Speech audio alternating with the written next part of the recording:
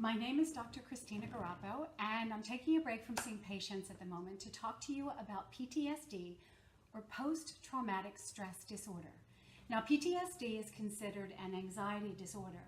It comes, in my opinion, in almost different phases depending on what's going on with your body.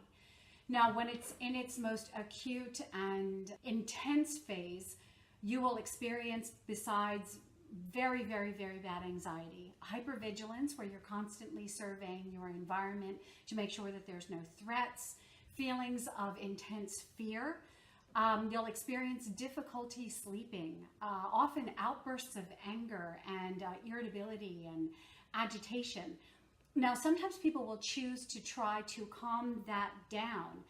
And so you may add problems, addictive behaviors like food addictions, alcohol and drug addictions, sex and porn addictions, gambling, shopping, all things that are meant to try to calm and soothe the psyche. Now, if that doesn't work and the body starts getting into full exhaustion, you'll experience very intense fatigue that becomes chronic.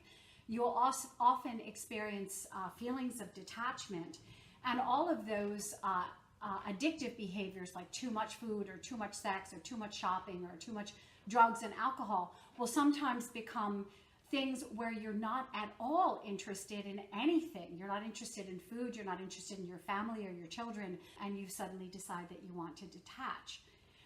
Now, the medical definition of PTSD is that it is a mental health condition that's caused by either being exposed to or experiencing a traumatic event. A medical definition is very important because it not only defines the condition, but it also defines how it's treated. So if it's considered a mental health condition, then the treatment is geared toward mental health. So the traditional treatments would be things like counseling and medications that either calm you down, antidepressants or anti-anxiety medicines. Now, that's actually where I take tremendous issue with this. I've personally had PTSD, and I know the debilitating physical aspect of this, besides the flashbacks, besides the mental agitation and the poor memory that can come with it. I have created a one-of-a-kind program that encompasses not only the mental, but the physical aspects of this, because the body has actually experienced trauma through the brain and has changed. And those changes can actually be fixed. Those changes can be returned back to normal state. And in my opinion, that's utterly crucial. The brain wiring that has happened because of the traumatic event can go back to its normal state.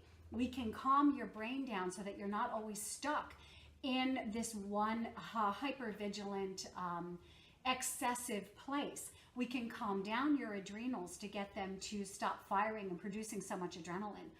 We can deal with all of the symptoms that come into play. Now, why is this really important?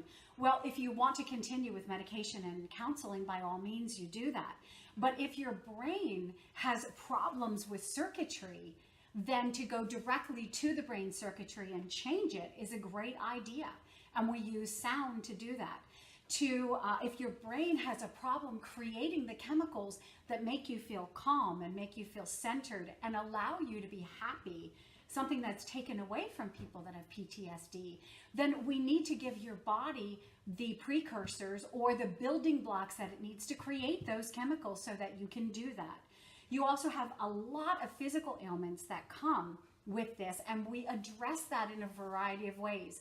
We identify what the problems are and find solutions. Now, here's the best part. Most of my patients cannot afford to have a PTSD diagnosis. I'm a medical doctor. I don't give PTSD diagnoses, so you will never find PTSD sitting in my medical notes. Also, another important thing, because I don't use any drugs in my clinic ever, we don't use any forms of medication to do that. And it's crucial because many of my patients are still active military, they're first responders.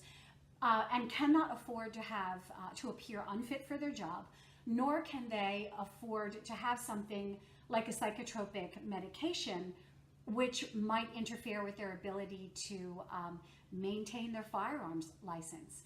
So what I will do is I will talk to you in future videos about my program, how it works, what it addresses, and how I'm able to create healing without drugs. So have to get back to my next patient, but I'll catch you in a few minutes. Thanks.